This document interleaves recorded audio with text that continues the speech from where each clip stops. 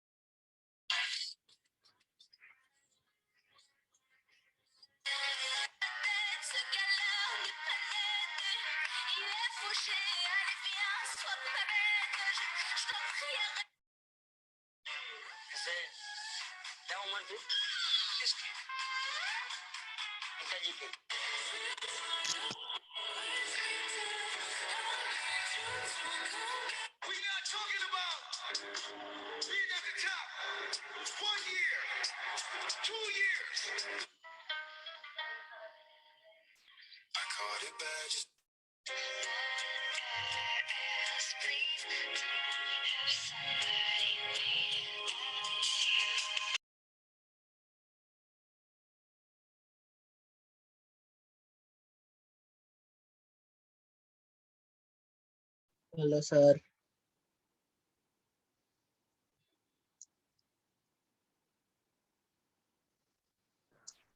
Hello sir. Hello sir. अरे sir तो sir. सुन नहीं सकते अभी, या बात नहीं कर सकते उनमें से कोई एक। अरे सॉरी हाँ, और दी माइक थी। क्या?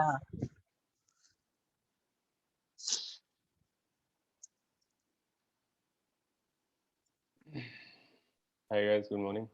Good morning sir. Sir physics का पेपर सबसे अच्छा था सर कल का। अच्छा, हाँ सर, क्या मतलब? सीधा जी। पूरा ज्योमेट्री था सर फिजिक्स और मैथ्स तो बहुत घटिया था, लेकिन फिजिक्स अच्छा था बहुत। सर सेकंड क्वेश्चन का आंसर 2u sin थीटा था ना? मुझे पता नहीं कौन सा है सेकंड हाँ क्वेश्चन। सर वही था, मुझे भी वही हाँ आया। वैसा ही कुछ तो था। तो था सर वैसे ही। फिर आज का पढ़ाने वाले हो आप? सर आप थर्मो Dispersion. स्टार्ट करोगे कि वो डिस्पर्शन वाला चीज? आपने बोला हाफ एन आवर में डिस्पर्जन खत्म। पहले डिस्पर्जन खत्म कर लेते हैं, फिर उसके बाद वो करेंगे, थर्मो स्टार्ट करेंगे। सर गोवा में कैसा न्यू ईयर बनाया आपने? अच्छा, बढ़िया, एकदम फुल पार्टी। सही है सर। सर हमारे बिना। चल जा चल तुम लोग का भी वैक्सीन नहीं लगाया ना? पहले वैक्सीन तो लगाओगे। लगने वाला है। आज शुरू हुआ हाँ सर, सर। रजिस्टर किया है। सर अच्छा, 2 चालू। सर मेरे को आज मिलने वाला था सर, लेकिन मेरे को सर्दी हो गई थी तो आज नहीं ले सकता हूँ, अगले हफ्ते लेना सही पड़ेगा। है। बट लग रहा है लोगों को तुम्हारी एज ग्रुप में हो गया, चालू हो गया। हाँ सर हाँ शुरू सर, हो हो गया। गया। हाँ सर, हमारे बैच में किसी को मिला। अच्छा, चलो अच्छा है, फिर तो हो जाएगा। हाँ Very सर, soon। तो सर आप गोवा घुमाने ले जाओगे ना हम लोग हाँ को? बिल्कुल, वैक्सीन लगा के आ रहे हैं, सर आते हैं मेरे को। फिर हम लोग चलते हैं घूमने। हाँ सर। डिस्पर्जन करना है ना? हाँ ठीक है। तो पहले जो है डिस्पर्जन जो है छोटा सा टॉपिक है, और इसमें कुछ ज़्यादा कॉम्प्लिकेटेड मैथ भी नहीं है, कुछ नहीं है, बेसिक एक दो चीज़ें हैं और एक आध फॉर्मूला है। लॉजिक ये है डिस्पर्जन का, बेसिकली पॉइंट क्या है कि हम लोग जब भी रिफ्रैक्शन पढ़ रहे थे तो हम बोलते थे कि कोई मटेरियल है जिसका कुछ रिफ्रैक्टिव इंडेक्स है। ठीक है, अब मैं बोल रहा हूँ कि ग्लास है तो कुछ 1.5 मैंने बोल दिया, व्हाटएवर। लेकिन वो कंप्लीट स्टोरी नहीं है एक्चुअली। होता ये है कि किसी भी मटेरियल का जो रिफ्रैक्टिव इंडेक्स होता है वो केवल उस मटेरियल पे डिपेंडेंट नहीं करता, वो लाइट के वेवलेंथ पे भी डिपेंड करता है। तो मैं पहले लिख देता हूँ कि की आइडिया क्या है डिस्पर्शन का। सो जो की आइडिया है वो ये है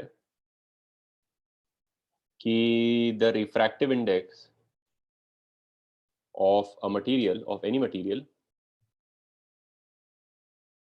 depends on wavelength of light.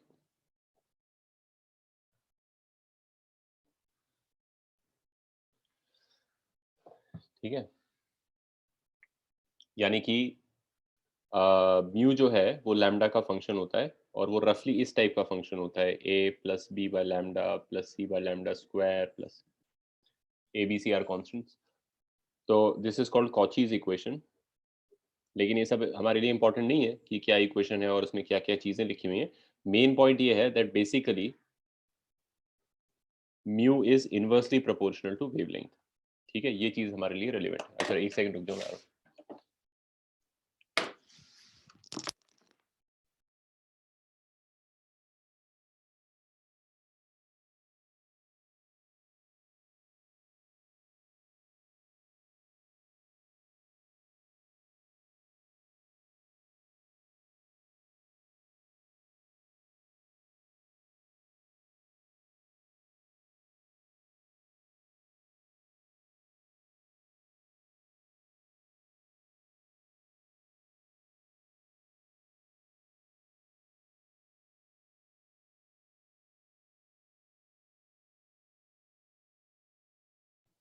हाँ, mu is inversely proportional to wavelength. और एक बेसिक आइडिया तुमको ये होना चाहिए कि जो इलेक्ट्रोमैग्नेटिक वेव्स हैं उनका पूरा एक स्पेक्ट्रम होता है, लेकिन वो एक कंटिन्यूस स्पेक्ट्रम होता है, यानी कि वो starting from radio waves to microwaves to gamma to infra to so on so forth becomes more and more short wavelength on the right hand side, right? Right hand left hand doesn't matter. और इसमें बीच में एक reason होता है, narrow सा reason होता है जिसको हम विजिबल कहते हैं, विजिबल, यस। जिसमें इधर रेड होता है इधर वायलेट होता है, फिर इसके इधर अल्ट्रा वायलेट होता है, फिर एक्स रे होता है and so on, short wavelength waves. इधर इंफ्रारेड होता है, माइक्रोवेव होता है, रेडियो वेव होता है, ये सब होता है। ठीक है, और ये लेबल्स भी आर्बिट्ररी हैं, हमने बनाया अपनी कन्वीनियंस के लिए। अच्छा, इस ड्राइंग में मैंने ये विजिबल जो है काफी एग्जैजरेटेड दिखाया है, इतना बड़ा रीजन नहीं है वो, it is actually a very narrow slice of the entire thing, लेकिन ऐसे ही मैंने बना दिया उसको। हमारे लिए तो सबसे इंपॉर्टेंट एटलीस्ट यही है क्योंकि हमारे पास आंखें हैं, तो हम इसी को ज्यादा डोमिनेंट चीज कंसिडर करते हैं, although in the larger scheme of things it's a very small fraction of the total. ठीक है, तो अब इधर की तरफ तुम जा रहे हो तो शॉर्टर वेवलेंथ लाइट है, और इधर की तरफ जा रहे हो तो लॉन्गर वेवलेंथ लाइट है। सबको ही वैसे लाइट बोला जाता है, इवन दो कॉमन लैंग्वेज में लाइट केवल विजिबल वाले को बोला जाता है जिससे हम देख पाते हैं, लेकिन टेक्निकली स्पीकिंग ये सारे लाइट कहे जाते हैं। मतलब टेक्स्ट बुक्स वगैरह जो होते हैं इलेक्ट्रोमैग्नेटिक वेव्स के, वो इन सबों को लाइट ही कहते हैं। Light is not necessarily the one that is in this region and the one which we use to see things. Radio waves are also light. ठीक है, ultraviolet is also light. Every electromagnetic wave is called light. तो अब क्या होता है कि अब अगर तुम विजिबल पे फोकस करो तो इसमें जो है वायलेट सबसे शॉर्टर वेवलेंथ का लाइट है, इसीलिए जो उसके लिए म्यू होगा कोई भी मटेरियल का, कहने का मतलब ये है कि मान लो ये जो है इसके राइट हैंड साइड पे ग्लास है और इधर एयर है। ठीक है, अब इधर से एक रे आया व्हाइट लाइट का। अच्छा, अब व्हाइट लाइट क्या चीज है? व्हाइट लाइट जो है actually is not light of white colour, it is actually a mixture of all of the entire visible spectrum, so that makes it. Newton का वो था ना, न्यूटन साइड। ये Newton was the first person to basically realise that white light या sunlight या whatever, sunlight is also an example of white light. White light का मतलब necessarily ये नहीं होता कि वो व्हाइट इन कलर है, ऑल्दो रफली वो व्हाइट ही होता है। व्हाइट लाइट का मीनिंग रफली ये होता है कि इसमें जो है पूरे विजिबल के सारे वेवलेंथ्स मिक्स्ड अप हैं, इसीलिए कोई इसका डोमिनेंट कलर नहीं है। ये बेसिकली एक sort of whitish yellowish type के कलर का लाइट है, और ज्यादातर जो नेचुरल सोर्सेज से लाइट आती है वो व्हाइट लाइट होती है। नेचुरल से नेचुरल जरूरी नहीं है, आर्टिफिशियल भी, जैसे फ्लेम है तो अब फ्लेम की लाइट वैसे तो बहुत गवर्न होती है स्ट्रांगली कि टेम्परेचर क्या है उसका, और इससे भी गवर्न होती है कि कौन से मटेरियल्स उसमें बर्न हो रहे हैं, फ्यूल पे भी डिपेंड करता है। कुछ चीजें ब्लू कलर जलती हैं, कुछ चीजें ग्रीन कलर जलती हैं, कुछ चीजें रेड कलर जलती हैं, लेकिन एक जनरल फ्लेम का जो एक मॉडरेट टेम्परेचर वाला रीजन होता है उसको भी व्हाइट लाइट कहा जा सकता है। या एक बल्ब का फिलामेंट से जो लाइट आती है वैसे टेक्निकली येलो होती है, मगर it's also a good mixture of more और लेस मेनी ऑफ देम। तो इशू ये है, मेन जो प्रॉब्लम है, पहले ये समझना जरूरी है कि प्रॉब्लम क्या है। प्रॉब्लम इन द सेंस, वैसे तो डिस्पर्जन नेचर का एक एस्पेक्ट है, it is just a phenomenon in nature. Nature में कोई चीज ना प्रॉब्लम है ना सोल्यूशन है, nature is what it is, right. अब हम कुछ करना चाह रहे होते हैं, उसमें नेचर की कोई फीचर जो है हमारे लिए ऑब्स्टेकल बन जाती है, कोई फीचर हमें फैसिलिटेट करती है, कोई फीचर ऑब्स्टेकल होती है। तो डिस्पर्जन जो है टेक्निकली हमारे लिए एक ऑब्स्टेकल है। वो क्यों ऑब्स्टेकल है? क्योंकि जब मान लो व्हाइट लाइट का रे आया और फिर वो ग्लास पे पड़ेगा, अभी तक हम क्या प्रिटेंड कर रहे थे? अभी तक हम ये प्रिटेंड कर रहे थे कि ये जो लाइट है, जो भी हम लेजर हाँ, ये बेसिकली मोनोक्रोमैटिक है। अभी तक हमारा अजम्पशन जो था वो था कि लाइट जो है हमारी वो मोनोक्रोमैटिक है। मोनोक्रोमैटिक का मतलब होता है मोनो का Single मतलब होता है color. मोनो का Single मतलब होता है वन, सिंगल वेवलेंथ। और क्रोम का मतलब होता है कलर वैसे, लेकिन टेक्निकली वेवलेंथ, ठीक है। तो मोनोक्रोमैटिक हम मान के चल रहे थे कि जब भी हम प्रिज्म पे लाइट डाल रहे हैं, लेंस में लाइट डाल रहे हैं, तो हम दिखाते थे कि एक रे आया और फिर वो एक तरफ बेंड करके चला गया। तो हमारा अजम्पशन था कि वो मोनोक्रोमैटिक लाइट है, सिंगुलर वेवलेंथ की लाइट। लेकिन एक्चुअल फैक्ट में जो लाइट होती है वो पॉलीक्रोमैटिक होती है, meaning it's a mix of many.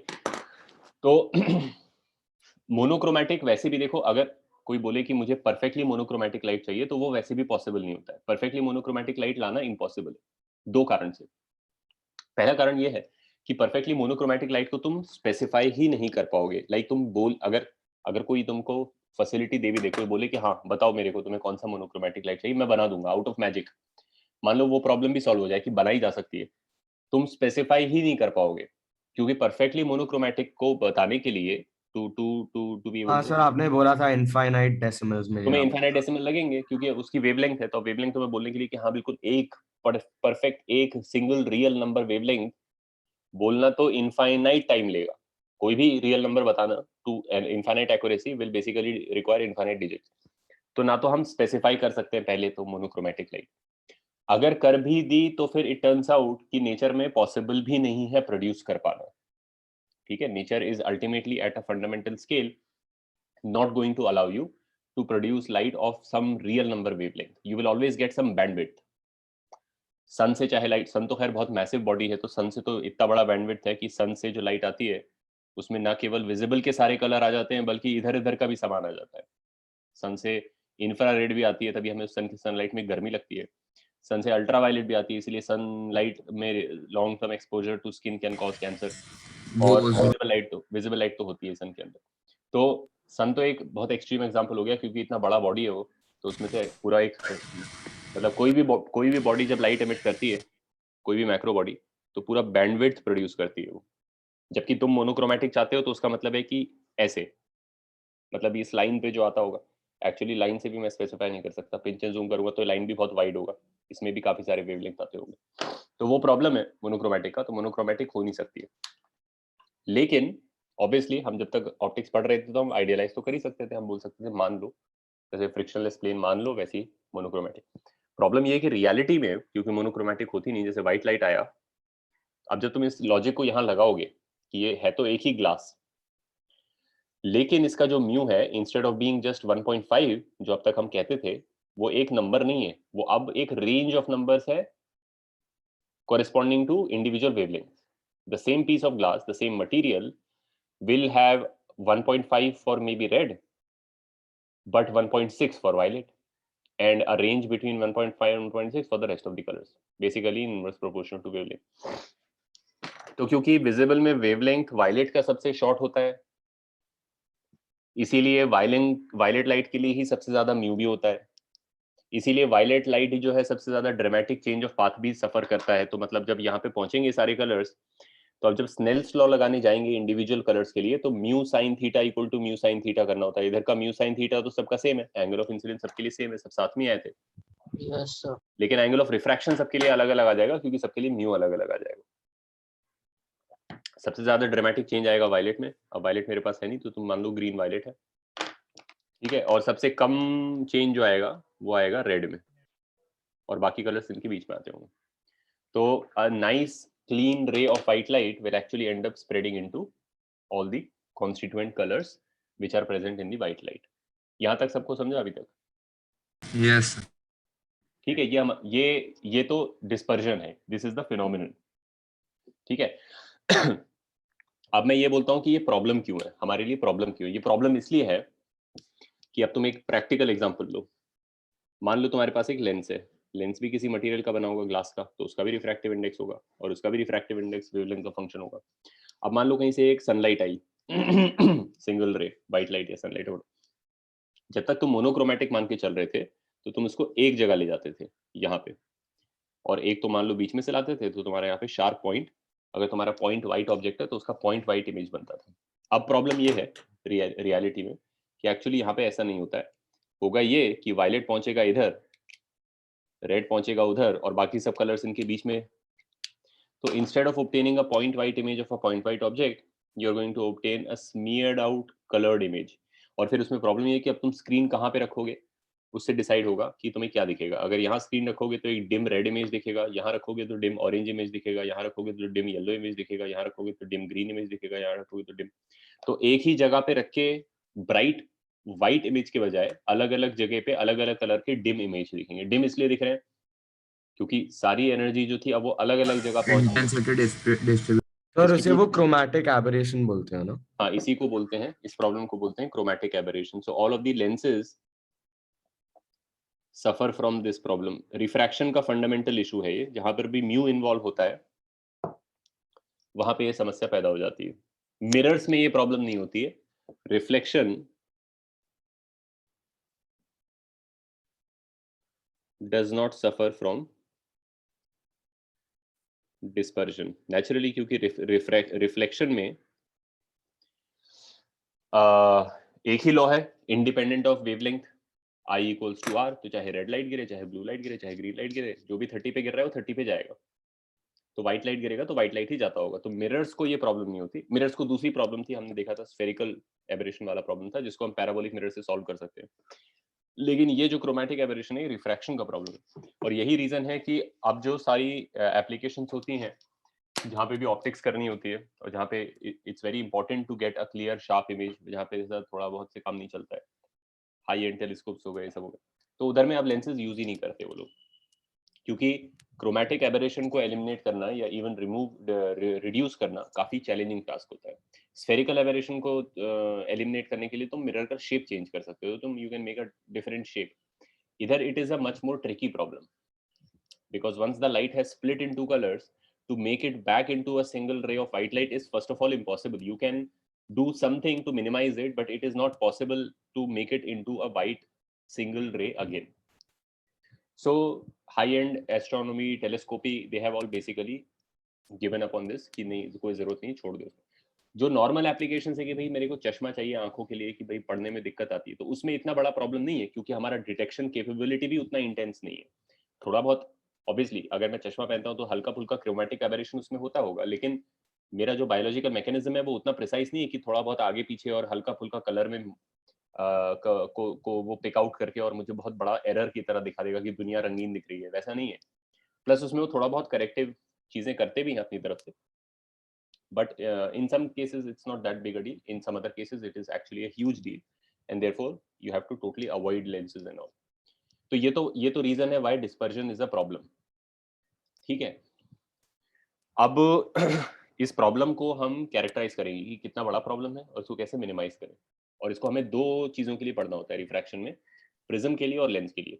अब हुआ ये है कि तुम लोगों का जो सिलेबस है तुम लोगों के साल से 2023 से, तो उसमें तो कुछ मॉडिफिकेशंस हुए हैं। पहले डिस्पर्जन जो है मेंस ओनली टॉपिक होता था, अभी एडवांस में आ गया, इसलिए हम इसको अभी पढ़ रहे हैं। लेकिन अब उन्होंने इसको थोड़ा कम भी कर दिया है। पहले इसमें होता था dispersion in prism and dispersion in lens, अब उन्होंने केवल स्पेसिफिकली वहां पे लिखा हुआ है dispersion in prism, dispersion in lens वहां पे नहीं लिखा हुआ है। अब जनरली हमारी पॉलिसी होती है कि जो चीज नहीं लिखा है वो हम मानते नहीं कि हटा दिया है, मतलब ऐसे टेक्निकली वो नहीं हटा दिया होता है उन्होंने, उनका पॉलिसी होता है कि वो हटा देते हैं उसको, लेकिन हम लोग अपनी तरफ से to be on the safe side, if something used to be there and in this year they have not mentioned it, we still do it because just in case. ठीक है, only when they say like if they had said dispersion in prism only, when that is the phrasing, then we understand कि हाँ ये कहना चाहते हैं कि बस ये पढ़ना है। तो इसीलिए strictly speaking I would say कि तुम लोगों को प्रिज्म लेंस वाला चीज अब नहीं है, लेंस में डिस्पर्जन का प्रॉब्लम तुम्हारे सिलेबस में technically out of the syllabus है, but it's like a 2-minute topic, I will tell you both of them. ठीक है, prism and lens both of them. Okay sir. तो प्रिज्म के लिए पहले प्रिज्म के लिए हम क्वांटिफाई करेंगे। देख लो इसमें से अगर तुम लोग लिख रहे हो या फोटो ले रहे हो।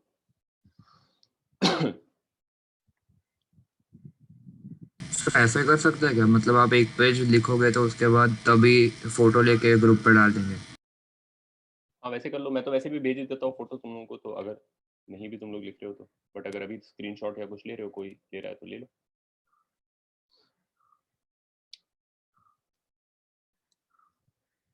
Alright, so to be able to eliminate or reduce the problem, you have to first quantify the problem, like extent, ज्यादा है कम है कितना है, कैसे मेजर करें कि कितना बड़ा प्रॉब्लम है, तभी तो प्रॉब्लम को हटा पाएंगे। तो पता ही नहीं कि प्रॉब्लम का साइज क्या है।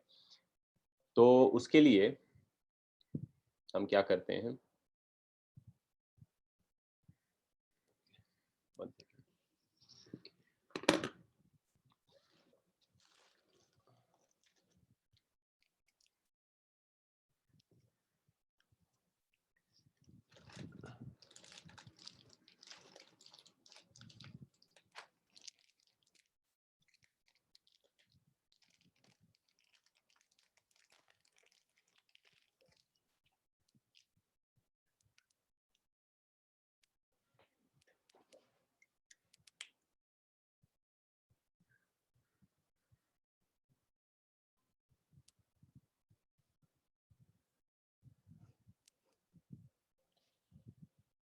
तो इसमें सबसे पहले मान लो ये प्रिज्म है,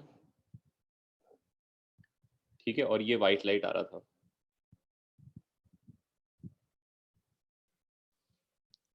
और अगर प्रिज्म बीच में नहीं आता तो ये इसका डिफॉल्ट रास्ता था। लेकिन क्योंकि प्रिज्म रास्ते में आ गया है तो अब ये बेंड करेगा, और बेंड करेगा डिफरेंटली, तो वायलेट जो है सबसे ज्यादा ड्रामेटिक चेंज आएगा वायलेट में। वायलेट यहाँ निकला मान लो, ठीक है, रेड में भी चेंज आएगा, उस रास्ते से तो रेड भी डिविएट कर जाएगा।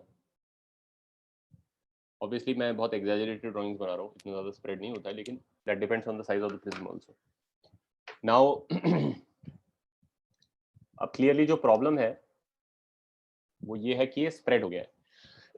तो इस स्प्रेड को कैरेक्टराइज करने के लिए हम क्या करते हैं, देखो ये जो क्वांटिटी है, this is the deviation in red, कि रेड का डिफॉल्ट रास्ता से रेड कितना डिविएट कर गया। This quantity is the deviation in violet, so therefore ये जो क्वांटिटी है theta, which is the deviation in violet minus the deviation in red, इस प्रॉपर्टी को हम डिफाइन करते हैं एज एंगुलर डिस्पर्जन।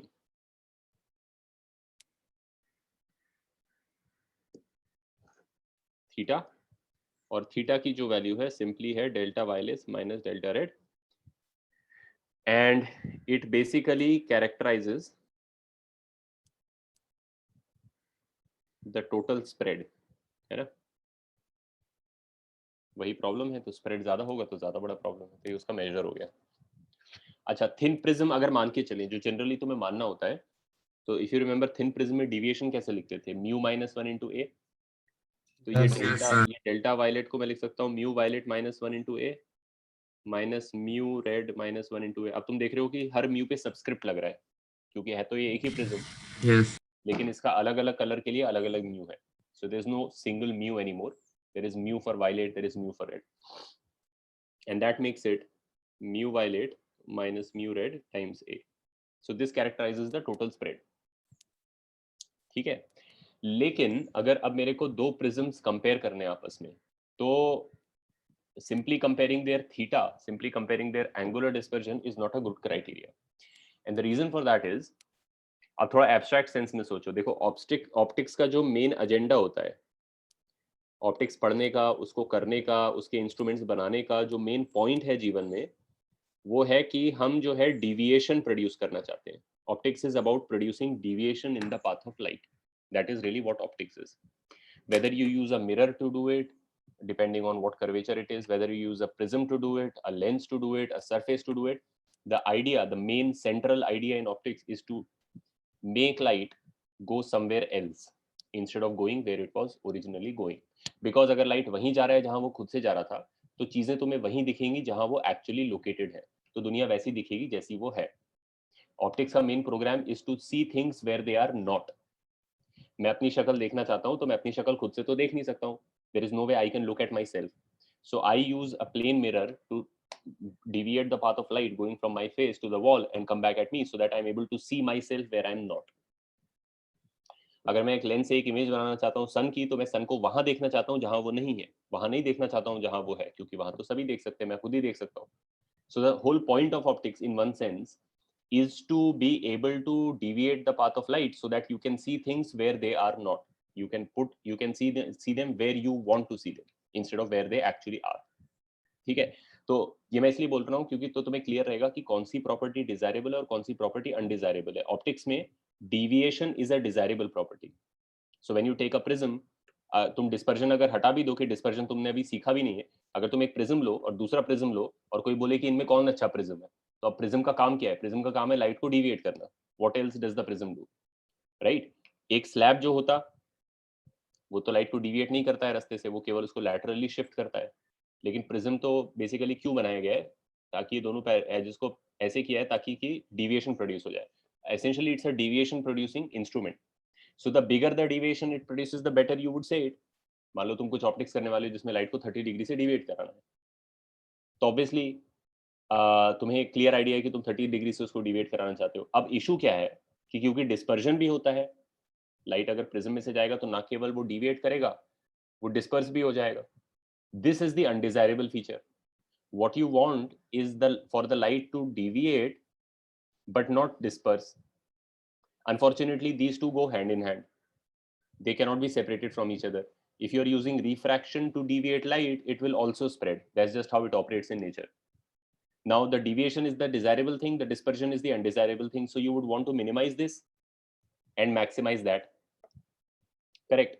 अब अगर तुम दो प्रिज्म्स को उठाते हो और बोलते हो कि मेरे को कुछ काम करना है, कुछ ऑप्टिक्स करनी है, एक लाइट को 30 डिग्री डिविएट कराना है. इफ यू से कि मैं सिर्फ वो प्रिज्म ले लूंगा जिसका ये थीटा कम हो, क्योंकि अनडिजायरेबल प्रॉपर्टी है स्प्रेड, तो तुम अगर सिंपली बोलोगे कि मेरे को वो प्रिज्म दे दो जिसका एंगुलर डिस्पर्शन कम है, that will not necessarily be the best choice, because a prism that has a narrower angle, I mean जिसका एपेक्स एंगल छोटा है, वो कम स्प्रेड प्रोड्यूस करेगा. That's true. And so you would think अच्छा ये तो बढ़िया, ये प्रिज्म लेते हैं, लेकिन automatically at the same time वो कम टोटल डिविएशन भी प्रोड्यूस करेगा. तुम लोग समझ रहे हो मैं क्या कह रहा हूँ? Yes. तो एक prism with a large angle और एक prism with a narrow angle को सिंपली थीटा के बेसिस पे कंपेयर करके बोलना कि अरे नैरो वाला प्रिज्म अच्छा है क्योंकि वो कम स्प्रेड देता है, is not the correct thing, because you have to also optimise against the deviation.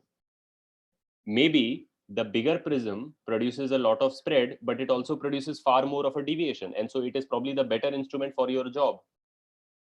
So हमें बेसिकली क्या चाहिए? हमें कुछ यहाँ पे स्केलिंग करनी पड़ेगी. The desirable and the undesirable have to be divided so that you get the desirable per unit undesirable. ये कॉमन अप्रोच होती है फिजिक्स में कि कोई चीज हमें चाहिए, कोई चीज हमें नहीं चाहिए, और दो अलग अलग क्वांटिटीज, जैसे आई थिंक हो सकता है पहले भी कभी एग्जांपल मैंने दिया, जैसे हमें दो कंट्रीज का जीडीपी कंपेयर करना होता है और बहुत ही डिफरेंट साइज के कंट्रीज हैं, इंडिया और न्यूजीलैंड को कंपेयर करना है, तो सिर्फ directly absolute value of GDP पे कंपैरिजन जो है फेयर कंपैरिजन नहीं है. उस बेसिस पे तो इंडिया एकदम रईस कंट्री हो जाएगा, लेकिन इंडिया इतना बड़ा कंट्री भी है, इतने ज्यादा लोग भी है वहां पर. तो then GDP is the desirable, population is the undesirable. So what you do is you divide the desirable by the undesirable, you get GDP per capita, and you do the same for New Zealand. Then you compare GDP per capita. That's like how much each person gets. Then you are basically not comparing a very large country to a small country. You are comparing a person to another person, which is a meaningful comparison. So what you have done is you have taken the property and scaled it per unit something. यही चीज हम यहाँ करेंगे.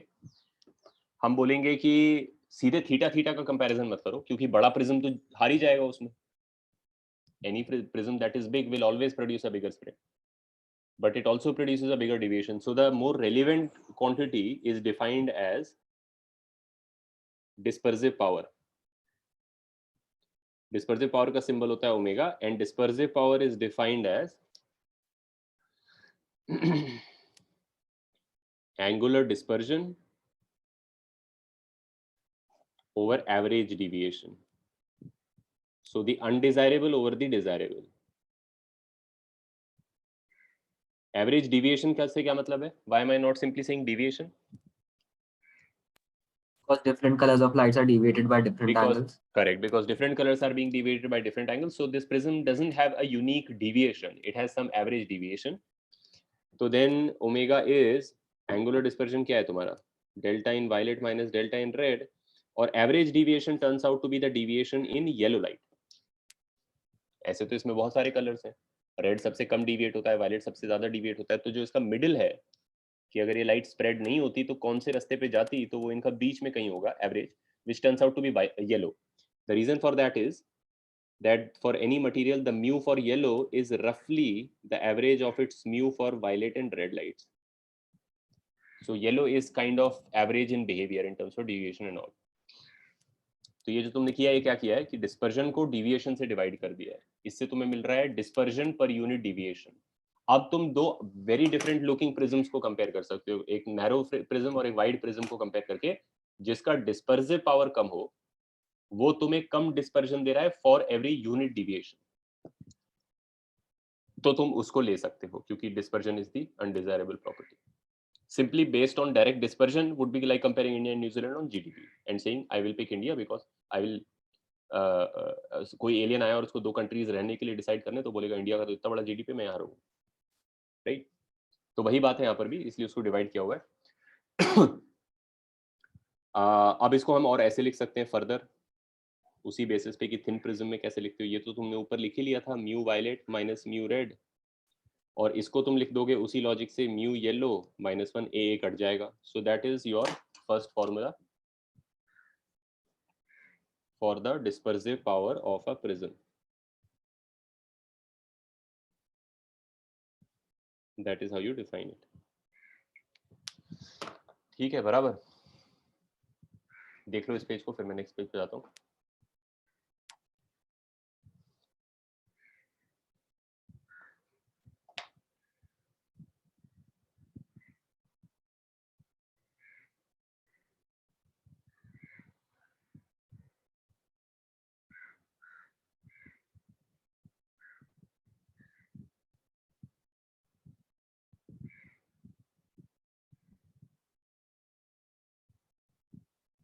Sir, dispersal power also has no units. एक second. हाँ बोलो. Sir, I was asking, does dispersal power also have no units? Unitless. हाँ, dispersive power is a unitless quantity. Okay, sir. Because वो भी U भी तो हाँ, unitless ही है. Correct correct.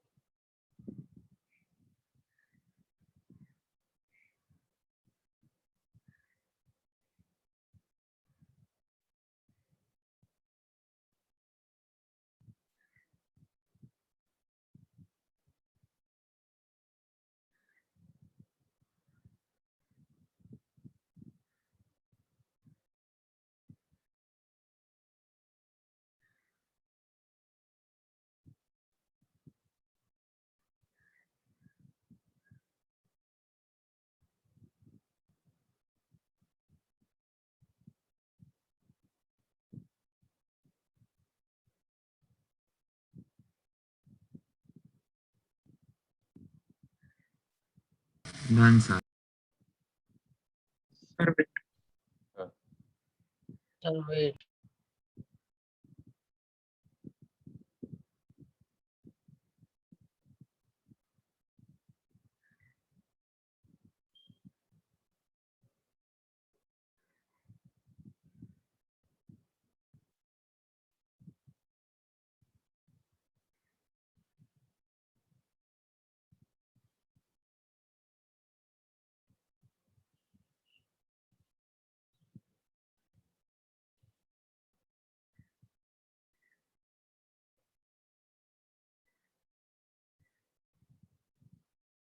सर हमेशा ऐसा ही होगा ना कि एवरेज डिविएशन येलो ही होगा.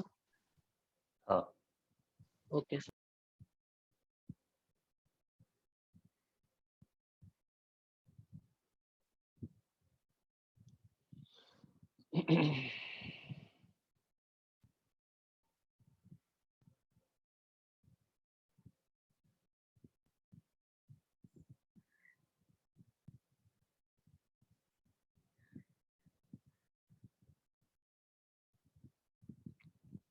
ठीक है।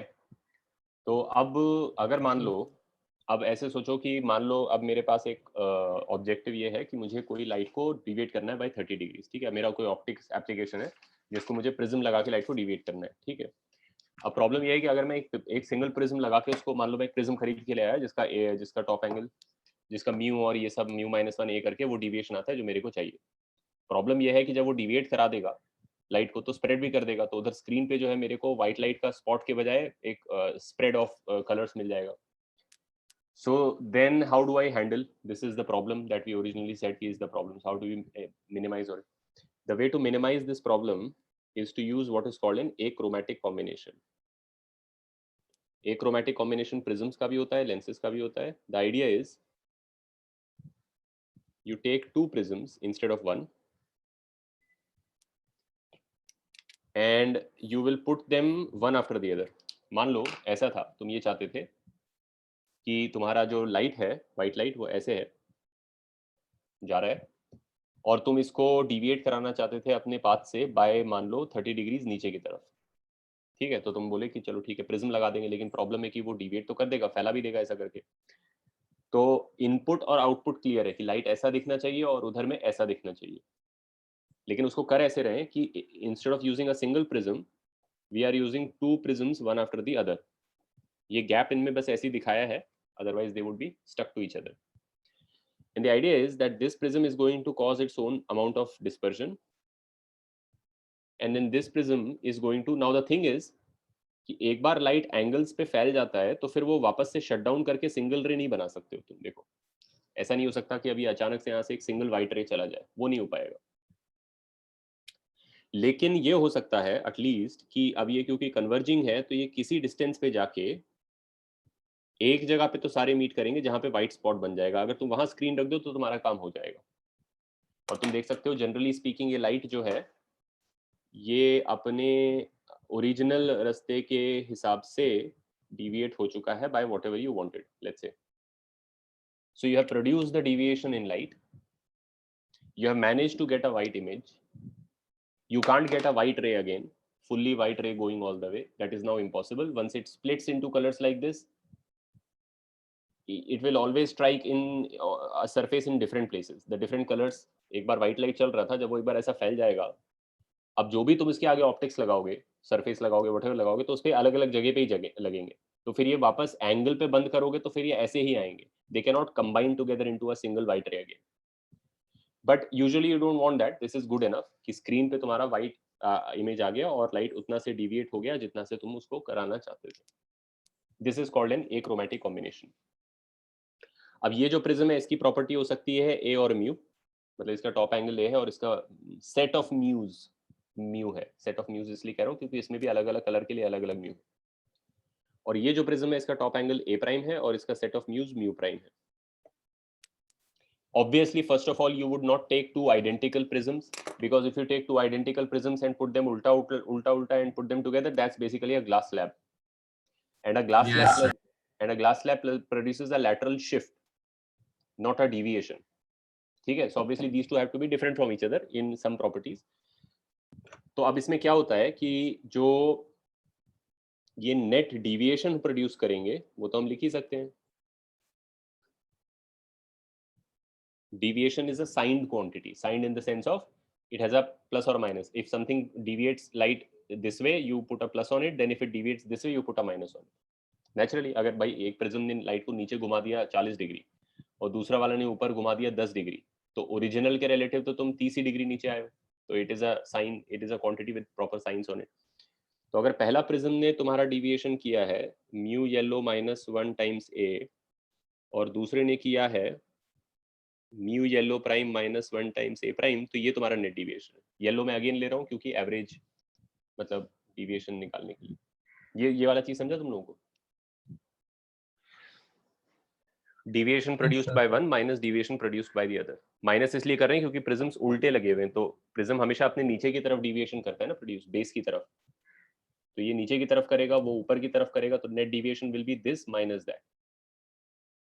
सर एक डाउट था। हाँ सर अगर डिविएशन ही प्रोड्यूस करना है तो प्लेन मिरर क्यों नहीं यूज कर देते थे डायरेक्टली? हाँ कर सकते हैं, प्लेन मिरर कर सकते हैं, व्हाटएवर कर सकते हैं। पॉइंट वो नहीं है, पॉइंट ये है कि ये भी एक इंस्ट्रूमेंट है और इसके ये प्रॉब्लम्स हैं और हो सकता है कहीं ये ज्यादा यूजफुल होता हो। प्रॉब्लम ये है कि बहुत सारी जगहों पे लेंसेज की जरूरत पड़ेगी। प्रॉब्लम है कि जैसे फॉर एग्जांपल अगर तुम बात कर रहे हो किसी ऐसे इंस्ट्रूमेंट की जहाँ पे तुम्हें फॉर एग्जांपल तुम आंख के सामने कोई चीज लगाना चाहते हो, maybe some kind of augmented reality glasses, maybe even spectacles, maybe cataract का सर्जरी हुआ है तो तुम लेंस बनाना चाहते हो जो रिप्लेस करेगा एक्चुअल लेंस को। Those are situations where you will have to solve the chromatic aberration problem. A mirror will not do the job. You can't put a mirror in the place of a eye lens. So there will be some specific situations in life where refraction will be required. Light will have to go from one side to the other side. You can't mirror fundamentally वो चीज है जो light को उसी तरफ रखता है, deviate तो कर देगा लेकिन अपने एक ही साइड पे लाइट को रखेगा. But there will be situations in life where it is required that light be coming from some side and going the other side. Then you will have to use refraction, and if you use refraction you will run into chromatic aberration, so you have to find ways to solve it. So this is one very simple way of solving it. ठीक है. और जो net dispersion produce होगा वो additive है और वो basically produce होगा थीटा प्लस थीटा प्राइम. ठीक है. And since dispersion is the undesirable phenomenon,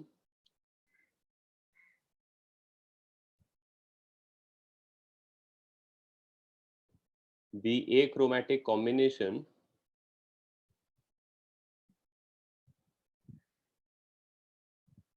will be picked so that the net dispersion is zero. So you get some deviation without the dispersion. Again ये idealization है, totally zero dispersion नहीं हो जाएगा, but you would want the dispersion to be as close to zero as possible. अब theta और theta prime को हम उस तरीके से लिख सकते हैं जैसे हमने पहले लिखा था. कैसे लिखा था? थीटा जो था मेरा वो था delta in violet minus delta in red, which was basically mu in violet minus mu in red into A plus mu in violet prime minus mu red prime A prime equals to 0. And a better way of writing this would be that this is omega delta plus omega prime delta prime equals to 0. कैसे देखो, omega क्या था? तो omega already has the numerator.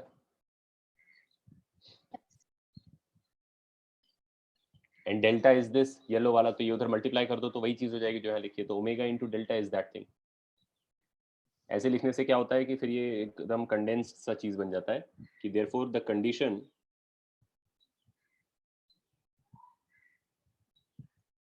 for the achromatic combination of prisms is that the sum of the dispersive powers and deviation का product is 0. मतलब obviously मैंने ऐसे लिखा है as if there's like a number of additions possible, but generally speaking दो होते हैं. but ये है तुम्हारा मेन रिजल्ट, achromatic का कंडीशन.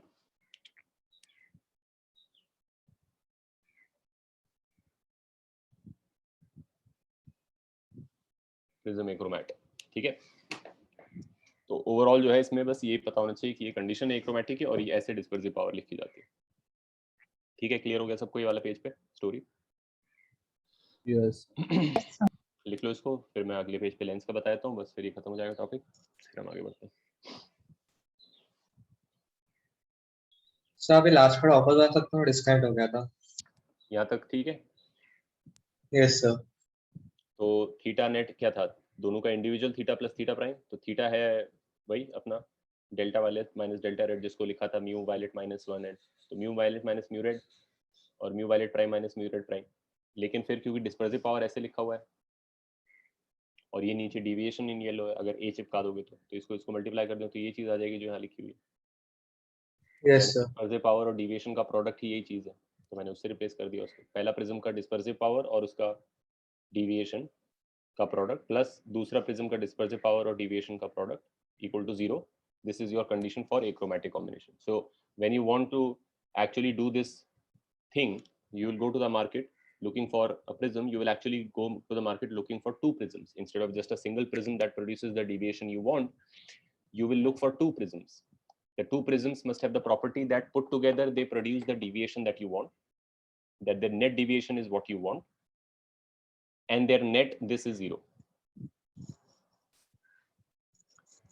ठीक है? सर डेल्टा के लिए आपने अलग से a मल्टीप्लाई किया ना, तो सर वो लाइक न्यूमरेटर डिनोमिनेटर दोनों में करेंगे तो चेंज नहीं होगा कुछ? नहीं कुछ नहीं होगा, ऐसे करके देख लो तुम, बराबर ही है. ठीक है सर.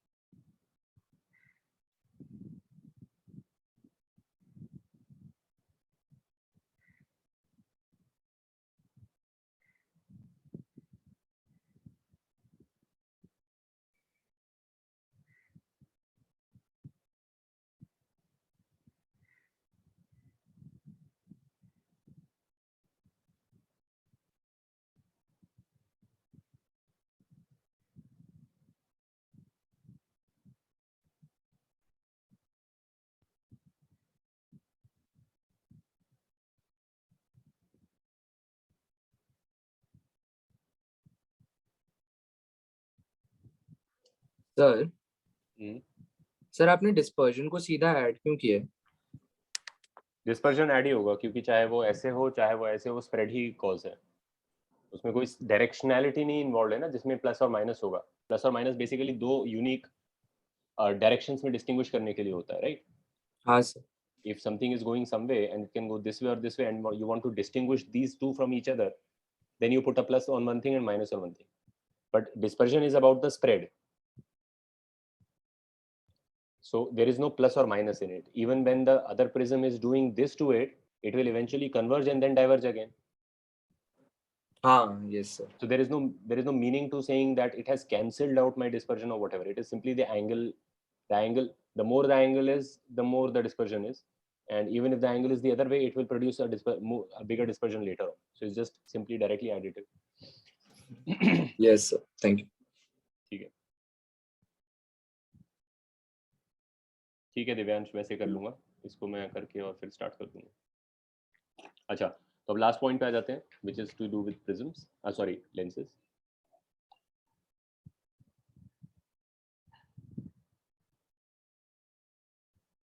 थिन लेंसेज ही है क्योंकि हमारे सिलेबस में थिन लेंसेज ही है. अब इधर भी वही प्रॉब्लम है कि अगर मान लो लेंस है, लाइट आया तो सब अलग अलग जाएगा. तो जो रेड है तुम्हारा वो उधर पहुंचा,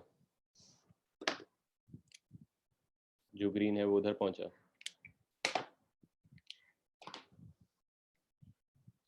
अब इस केस में क्या है कि हम स्प्रेड को for lenses for whatever reason we don't characterize the spread by the angle here. We characterize the spread by the spread here. This is the spread. And the bigger it is, the more of a problem we have. Right? So the way you can characterize it is that this is the focus for violet light. This is the focus for red light. So the spread is basically equals to the focal length for red minus focal length for violet. Do you understand? Yes. ठीक है, which is also sometimes Yes. called delta f. Delta f is the spread of focal length. एक lens में maximum focal length और minimum focal length का जो range है उसको उसका स्प्रेड बोल सकते हैं, तो उसको डेल्टा एफ बोलते हैं. और वो है जितना ज्यादा होगा उतना बड़ा प्रॉब्लम है.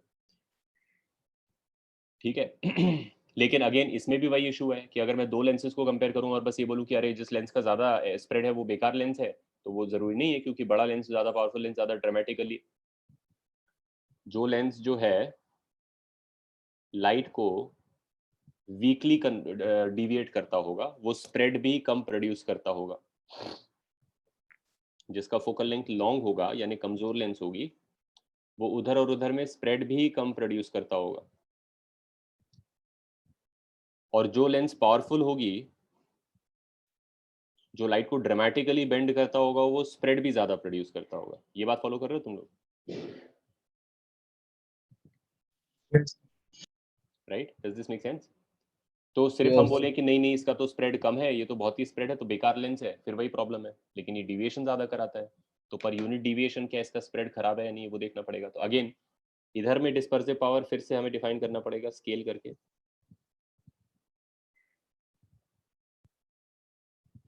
उधर में जो मैंने लिखा था वो डिस्पर्सिव पावर ऑफ, ये था प्रिज्म, शायद मैंने लिखा नहीं होगा, डिस्पर्सिव पावर ऑफ प्रिज्म है वो, ऐसे नहीं कि जनरल डिस्पर्सिव पावर है। तो अब डिस्पर्सिव पावर फॉर लेंस में डिफाइन कर रहा हूँ। So dispersive power for lens is defined as omega, which is the spread over the focal length, है ना? हाँ, वो स्प्रेड का पार्ट वापस समझ क्या चीज, कौन सा? डेल्टा जो आपने डायग्राम लिखा, हाँ राइट साइड, ये ना, हाँ आपने वो रिलेट किया पावर से, डिस्पर्सिव पावर। डिस्पर्सिव पावर से नहीं, मैंने ये बोला अभी तक कि बस जो लेंस ज्यादा ड्रामेटिक डिविएशन प्रोड्यूस करता है वो स्प्रेड भी ज्यादा करेगा, ये तो लॉजिकली लग रहा होगा, यस है ना? लेकिन अब वही बात है कि मैं डायरेक्टली सिर्फ स्प्रेड का ज्यादा है और बोलूं बेकार लेंस है, लेकिन तो डिविएशन भी ज्यादा प्रोड्यूस करता है। सो आई कांट आउटराइट से कि it's a bad lens just because it has a bigger spread, it also has a bigger deviation. I have to take the optimal combination. तो इसीलिए डिस्पर्सिव पावर को define किया as delta F by F, है ना? अगर delta F ज्यादा है यानी जो इसके साथ है तो वो अनडिजायरेबल चीज है, राइट? यस ठीक है, तो इसको फोकल लेंथ से हम डिवाइड कर देंगे। रादर फोकल फोकल लेंथ मतलब फोकल लेंथ येलो ना? हाँ ऑफ कोर्स, वो तो मैं कहने ही वाला था कि अब फोकल लेंथ भी कोई एक फोकल लेंथ तो नहीं है, तो जो इसकी रिप्रेजेंटेटिव फोकल लेंथ है, जो इसकी sort of average focal length है, उससे तुम इसको डिवाइड कर दोगे, तो इस क्वांटिटी को तुम इसकी डिस्पर्सिव पावर बोलते हैं। अब अगेन प्रॉब्लम वही है कि अगर तुम्हें एक लाइट रे लेनी है और उसको तुम्हें 10 सेंटीमीटर, मान लो सन को तुम्हें इमेज करना है लेंस के पीछे 10 सेंटीमीटर, ये तुम्हारा ऑप्टिक्स रिक्वायरमेंट है। अगर तुम केवल जाके एक लेंस ले आओगे, सिंगुलर लेंस जिसकी फोकल लेंथ 10 सेंटीमीटर हो और उसको लगा दोगे, तो instead of getting a white point image of the sun, you will get coloured images in many places. वही प्रॉब्लम है। तो इसलिए instead of getting a single lens you are going to have to buy two lenses, which is now called an achromatic combination of two lenses.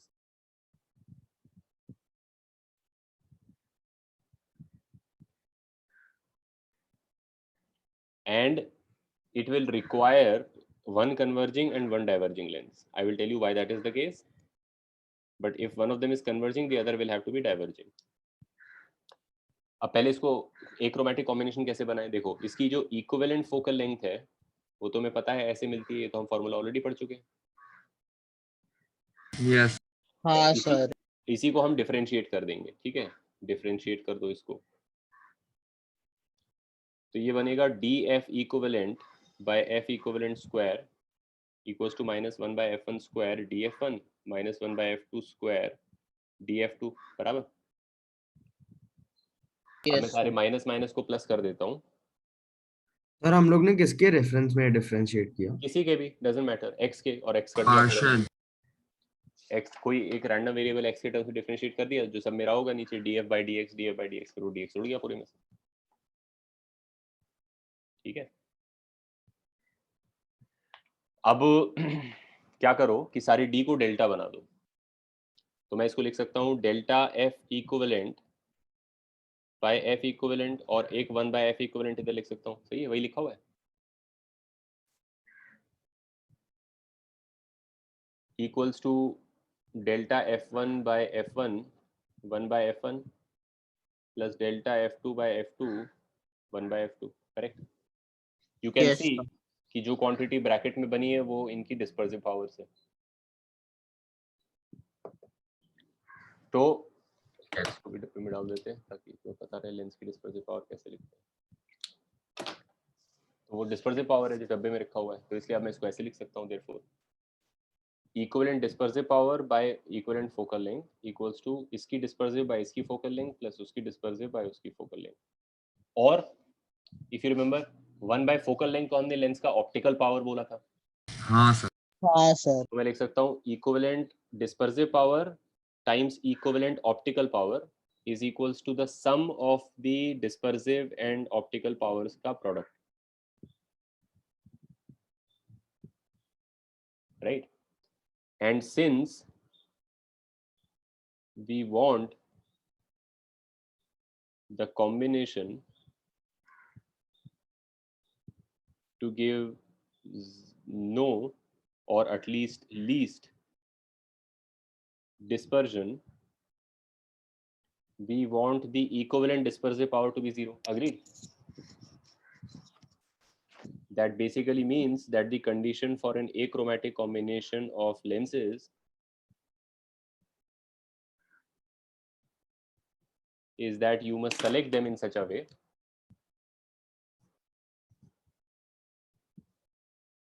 that the sum of the products of their dispersive and optical powers must be 0. तो जब तुम जाओगे market में और तुम बोलोगे अच्छा मेरे को एक लेंस चाहिए था जो 10 सेंटीमीटर फोकल लेंथ का हो, तो बेसिकली तुम्हें उसकी ऑप्टिकल पावर पता है, रिक्वायर्ड ऑप्टिकल पावर 1/10. लेकिन ऐसा नहीं कि तुम 1/10 का एक सिंगल लेंस खरीदोगे, तुम ऐसा लेंस खरीदोगे जिसकी, क्योंकि if you look at this equation, this is basically saying equivalent power equals to P1 + P2. ये तो तुम्हारी ऑप्टिक्स वाली रिक्वायरमेंट है. तो तुम्हें 2 लेंस खरीदने पड़ेंगे जिनकी ऑप्टिकल पावर इस तरीके से ऐड होती हो कि वो ऑप्टिकल पावर आए जो तुम्हें चाहिए, जिससे तुम्हारा ऑप्टिकल एक्सपेरिमेंट होगा. लेकिन साथ में उनकी डिस्पर्सिव पावर्स ऐसी होनी चाहिए जो उनकी ऑप्टिकल पावर्स के साथ ये रिलेशनशिप होल्ड करती हो, so that when used together their optical powers combine to give you the optical power you want, which is the focusing ability at whatever distance, and their dispersive and optical powers combine in this manner to give you more or less 0 dispersion. And also you will realize why one of them has to be converging and the other has to be diverging, because dispersive power is fundamentally a positive quantity. The way dispersive power is defined for a lens, it is a fundamentally positive quantity, क्योंकि ये FR minus FW है और हर lens के लिए FR FW से बड़ा होता है, FV से. तो ये पॉजिटिव क्वांटिटी है. लेकिन अगर तुम इस पूरा क्वांटिटी को 0 होना चाहते हो तो नेसेसरली P1 P2 का साइन ऑपोजिट होना पड़ेगा. Yes. That's why an achromatic combination of lenses has one converging and one diverging lens. दोनों converging या दोनों diverging से काम नहीं चलेगा तुम्हारा. तो जब तुम उनको खरीदोगे तो तुम 2 चीजें दिमाग में रखोगे, एक ये और एक ये. ये तो तुम्हारी अपनी रिक्वायरमेंट से डिक्टेट होगा कि तुम्हें टोटल 1/10 फोकल लेंथ चाहिए तो लेफ्ट हैंड साइड 1/10 होना चाहिए. अब दोनों ऐसे होने चाहिए, मान लो तुम्हें ऑप्टिकल पावर 0.1 चाहिए तो तुम 0.6 और -0.5 ले सकते हो, 0.7 और माइनस, बहुत सारी कॉम्बिनेशंस आ गई. प्लस एडिशनली उनकी डिस्पर्सिव पावर्स उनकी ऑप्टिकल पावर से ये रिलेशनशिप होल्ड करनी चाहिए. तो based on this criteria you can pick 2 lenses and when put together they will produce the image where you want it, as well as producing the least possible colored image also. तो इस वाले part में तुम्हें बस यह ध्यान रखना है कि achromatic combination of lenses की कंडीशन क्या है. राइट, देख लो इसको भी. 4 तो हो ही गया था ना, ये बात नहीं, 4 ही देख लो.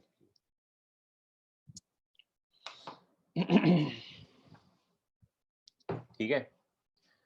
अच्छा, मैं रिकॉर्डिंग पॉज करके फिर स्टार्ट कर दूंगा, तो ये अलग से रिकॉर्डिंग हो जाएगी हीट एंड थर्मो के लिए. फिर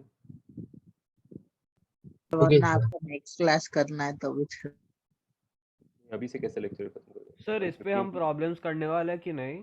नहीं, इस पे कोई प्रॉब्लम्स नहीं करने वाले. सर और ऑप्टिकल इंस्ट्रूमेंट्स है जेई मेन का टॉपिक? ऑप्टिकल इंस्ट्रूमेंट्स नहीं है अब एक्चुअली, आई थिंक, क्योंकि जो अपेरेंटली तुम लोगों के साल से जो सिलेबस वो बोल रहे हैं उसमें तो यही लग रहा है सो फार देख के कि there is no separate Mains topics now. There is just one topic which is the same for Mains and Advanced. Okay sir. And Advanced के सिलेबस में नहीं है optical instruments. I am supposing कि maybe they are reducing some part of the syllabus also.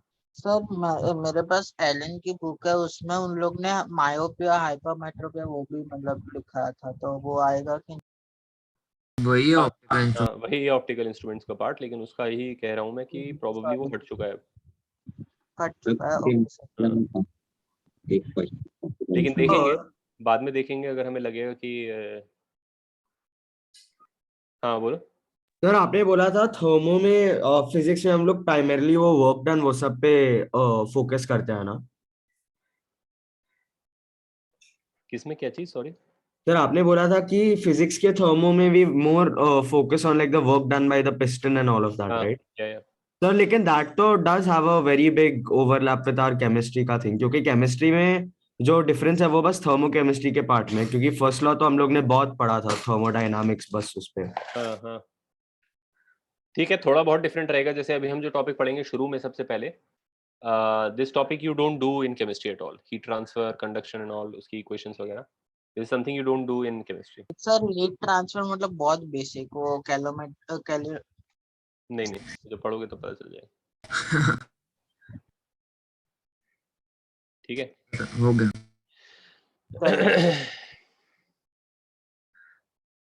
तो sir आप चालू कर रहे हो ना हीट एंड सर आप रे ऑप्टिक्स पे एक पूरा फुल पोर्शन टेस्ट रख सकते हो बाद में कभी, हाँ सर क्योंकि हमारा बस आधा पोर्शन हुआ था